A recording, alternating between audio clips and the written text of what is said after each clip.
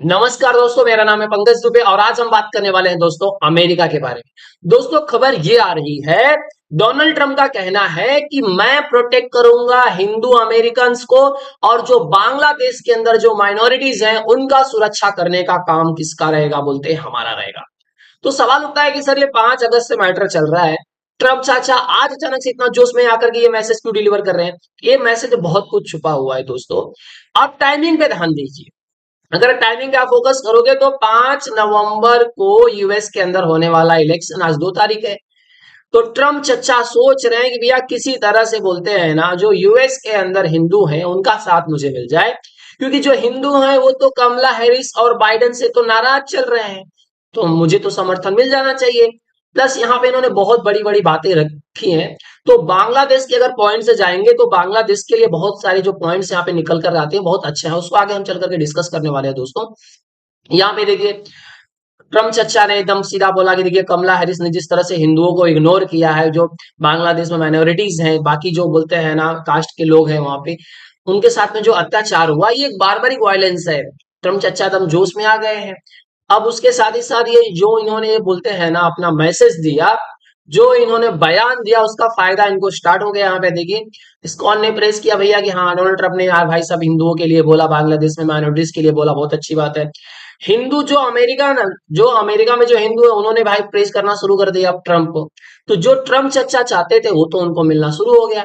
इसमें बांग्लादेश का क्या फायदा होने वाला है, भारत इसको किस तरह से देखने वाला है, उसको अब हम डिस्कस कर रहे थे दोस्तों। अब देखिए दोस्तों, यहाँ पे ट्रंप ने बोला कि देखिए, अब ट्रंप ने आलोचना की जो बाइडेन की, कमला हैरिस की, बोला ये जो एक बारबरिक वायलेंस है हिंदुओं के खिलाफ में और जो बांग्लादेश के अंदर माइनॉरिटीज है उनके साथ में बहुत गलत हुआ है। तो दिवाली के टाइम पे इन्होंने एक्स पे ये पोस्ट किया। तो एक चीज तो क्लियर मैसेज आ रहा है कि सर ये सब पता तो बाइडेन चचा ये सब क्यों नहीं बोले? क्यों बाइडेन चचा अपने लिए खड्डा कैसे खोद सकते हैं? सबको पता है, देखिए इतना प्यार भरा आप बोलते हैं ना, फोटो यहाँ पर है, ऐसा लगता है कि दो भाई बोलते हैं ना कुंभ के मेले में खो गए हो। अब इन्होंने ही तो पूरा कांड कराया, ये इनके रहते हुए इन्होंने, मोदी जी ने इनसे बात की भैया कि देखिए जिस तरह से बांग्लादेश में हिंदुओं पे अत्याचार हो रहा है उसके लिए आप कुछ करिए। तो यूनुस मोहम्मद ने बोला हम भी कुछ कर रहे हैं, ये बोले हम भी कुछ करते, लेकिन हुआ कुछ नहीं। अब जिस तरह से आप देखना चाहोगे कि जिस तरह से शेख हसीना की सरकार पलट दी गई और भारत, मतलब मोदी जी के और ट्रम्प के रिश्ते आप बहुत अच्छी तरह से जानते हो, तो इस तरह से बोलते हैं ना ट्रम्प चचा एकदम फायदा उठाना चाहते हैं। ट्रम्प ये मैसेज डिलीवर कर रहे हैं कि देखिए हमारा मोदी जी से बहुत अच्छा संबंध है। जिस तरह से अभी बीच में बोलते हैं ना, अभी न्यूज अलग आ रही थी, कनाडा और अमेरिका जिस तरह से भारत को दबाने की कोशिश कर रहे हैं, तो वो क्लियरली बोलते हैं ना, बोल रहे हैं कि अगर मैं बनूंगा प्रेसिडेंट ये सब चीजें क्या हो जाएंगी, खत्म हो जाएंगी। उसको आगे हम अभी डिस्कस करने वाले हैं दोस्तों। तो ये कौन से कॉन्सेप्ट पे काम कर रहे हैं? ये कॉन्सेप्ट पे काम कर रहे हैं कि मुझे अमेरिका को वापस से ग्रेट बनाना है। मुझे उधर क्या हो रहा है, उधर क्या हो रहा है, उससे मतलब नहीं है। इनका कहना है कि देखिए जो जिस तरह से बहुत सारे कंट्रीज बोल रही है हम डॉलर को क्या कर देंगे, खत्म कर देंगे, अमेरिका की इमेज धीरे धीरे जो नीचे होते जा रही है, जिस तरह से हम लोग वर्ल्ड वॉर 3 की तरफ चले जा रहे हैं जो बाइडेन और कमला हैरिस की फॉरेन पॉलिसी की वजह से, वो सब पहले मैं क्या करने वाला हूँ, खत्म करने वाला हूँ। तो चलिए दोस्तों देखते हैं अभी यहाँ पे क्या हो रहा है, इन्होंने क्या शब्द बोला है। इनका कहना है कि अगर मैं होता तो ये सब नहीं होने देता। कहने का मतलब ये जो इजराइल यूक्रेन का चल रहा है वो मैं नहीं होने देता, मैं अमेरिका को एकदम स्ट्रांग बनाऊंगा और फिर हम लोग मजबूती के साथ क्या करेंगे, शांति लाएंगे। तो एक्चुअल में ये बोलना ये चाहते हैं कि जिस तरह से देखिए चाइना का अग्रेशन दिखता है ताइवान के ऊपर, आज नहीं तो कल क्या हो सकता है, चाइना क्या कर सकता है, ताइवान पे हमला कर सकता है। तो ट्रम्प का उसको लेकर के बोलते हैं ना, ट्रम्प की अलग ही नीति है। ट्रम्प बोलते हैं कि हम ताइवान को मदद तो करेंगे, लेकिन ताइवान को हमको क्या करेंगे, कुछ पैसे देने चाहिए हेल्प करने के लिए। भाई फ्री में थोड़ी करने आएंगे, भाई कब तक तुम्हारी हेल्प करेंगे? तो ताइवान को लेकर के ट्रम्प की अलग नीति है और बाइडेन की अलग नीति है। अब यहाँ पे देखिए, जो रसिया ने यूक्रेन के ऊपर हमला किया 2024 24 फरवरी 2022 को, तो ट्रम्प का कहना है कि अगर मैं ये होता तो ये बात ही नहीं होता, मैं इनको सीधा बोलता था भैया तुमको नेटो को मेंबर बनाने की जरूरत ही नहीं, बात ही खत्म हो जाती वहां से। अब ये 24 फरवरी 2022 की घटना नहीं घटती तो 7 अक्टूबर 2023 की घटना नहीं घटती, क्योंकि कहीं ना कहीं ये माना जाता है कि चाइना और रसिया का इन्फ्लुएंस था, जो हमास के लोगों ने इसराइल के ऊपर अटैक कर दिया, एक युद्ध यहाँ पे चालू हो गया, एक यहाँ कभी भी हो सकता है।